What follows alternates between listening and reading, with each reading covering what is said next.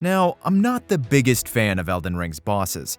If you've been watching my videos for a while, you've seen me complain about the likes of Radahn, Foreskin Duo, the generic giant, spammy Melania, and so on and so on. But this video isn't about any of that. This video is about one of the best boss fights I've felt I've had in Elden Ring, and really From Software's games in general. I'm talking about Praetor Rykard. How I missed this boss before beating the game is beyond me, but boy am I glad that I went back and experienced it.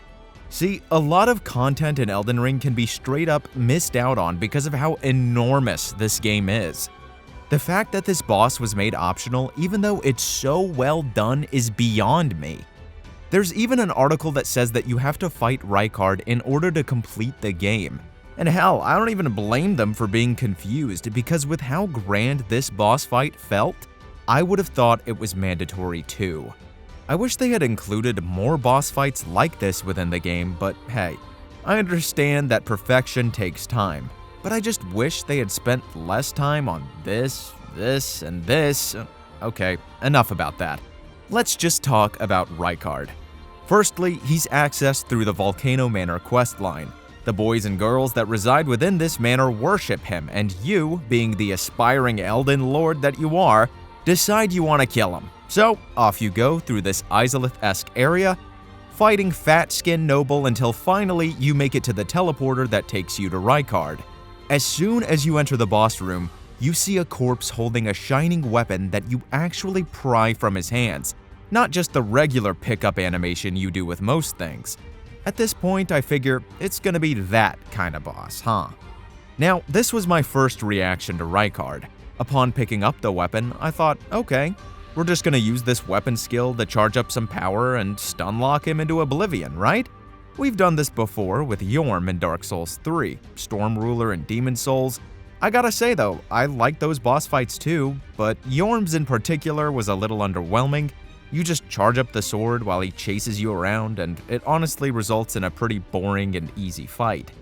With Rykard though, whew boy, boring just does not apply here. Just look at this boss's design. As you approach, you see this weird slithering mass crumpled up in the middle of this lava lake, and so you slowly walk up to it, cautious of what's about to pop out at you, as anyone who's played Elden Ring knows that you could die at any moment. But once you get close enough, the boss unravels from its coil as the music begins to swell and you see the serpent's head pop out and start to chomp at you as he gets closer and closer, and oh my god, holy shit! I don't know if it's just because snakes freak me out, but that shit was genuinely terrifying when it happened. That's when I take my Serpent Hunter in hand and damn, this feels cool to use. You don't have to charge it up. Just your regular attacks are these windswept blasts, and every time you hit the serpent, you can see some of his scales pop off, which makes every hit feel utterly satisfying and visceral. So I'm sitting there going, yeah, eat this, you stupid serpent, and I decide to try the weapon art. I'm charging it up, going, ah, before he snatches me up in his mouth and just slamming me on the ground. Oh my god, this boss is freaking awesome. See, right there, just in that moment, that's automatically different from 90% of the bosses and even the enemies within this freaking game. He didn't grab me and then slam me once, twice, 3 times for my entire health bar at 60 vigor before finally letting me go. Nope, he did it once, then spit me out. So you still get the feeling of, holy shit, that was friggin' awesome, without the feeling of, holy shit, that was so stupid, I can't believe that just took my whole health bar. I deserve to get punished for getting caught there, of course, but don't make it so that one mistake gets me automatically killed due to some BS cutscene that's out of my control. Anyways, back to praising this friggin' epic boss. When I did finally get to land this absolutely badass weapon art, the serpent would recoil in pain, giving me time to get a few more hits in, but it wasn't like I could just endlessly stunlock him into oblivion like you could with Yorm. And I would also end up with these absolutely badass moments where I would be charging up the weapon art, and then at the last second before he's about to snatch me up into his poisonous jaws, I would unleash this burst of wind and he would recoil back, and I just freaking feel like this absolute badass. The sound design during this fight is also exceptional. Powering up the weapon art feels like you have the power of a tornado harnessed within your hands on some Futon Rasen Shuriken type shit.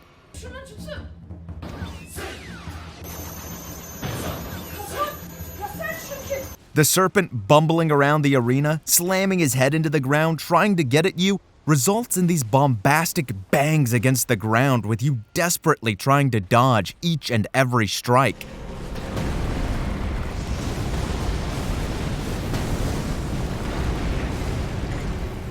This is pinnacle Elden Ring right here.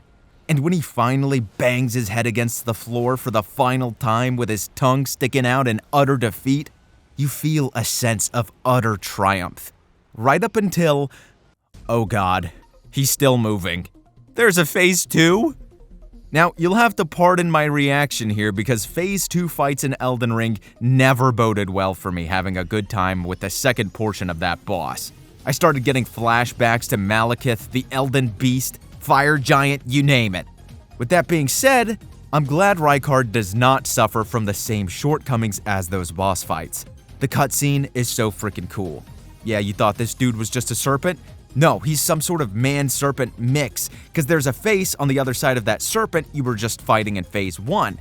Now, his voice acting, not gonna lie, that shit made me kinda laugh. Join the Serpent King as remedy. Together we will devour the very god. Together we'll devour the very god. Other than that, though, this fight is more badassery. That sword he pulled out of the serpent's mouth during that cutscene, yeah, he's using it against you in phase 2. All while sending these flame skulls at you, which you can thankfully dissipate with one swipe of your wind blade, which also contributes to the badassery you feel when fighting this dude. But then he has this attack which summons this vortex above him, and I was like, oh my god, that's gonna take out my whole health bar.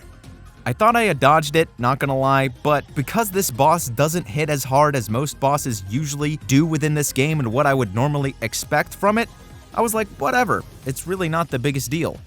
Unfortunately, though, he did end up striking me down in a second form before saying, Now we can devour the gods together. now we can devour the gods together!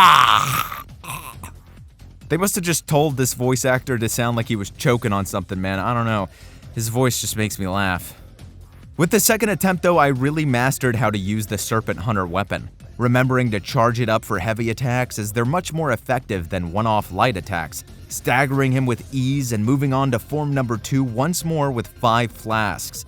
I saved my weapon arts for his phase 2 while mixing in those heavy charge attacks, and it felt like I had become one with this legendary weapon.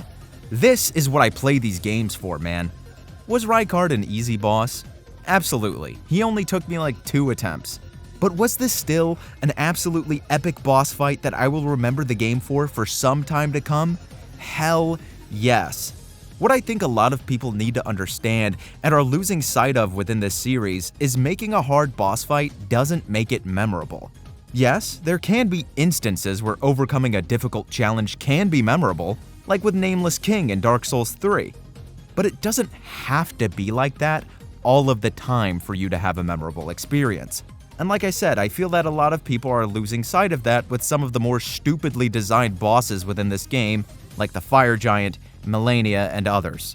Rykard was probably the most fun I've had with a boss since boss fights within Sekiro. It felt like more than just pattern recognition. Again, it felt like I had to become one with my weapon and be true to its name, Serpent Hunter, in order to be able to defeat this man-serpent monstrosity. And that's the type of stuff that I need more of from Elden Ring. With that being said, what did you guys all think of Rykard, Lord of Blasphemy, when you fought him in your playthroughs? Let me know down in the comments below, and don't forget to like and subscribe, or, I don't know guys, I've run out of things to threaten you with.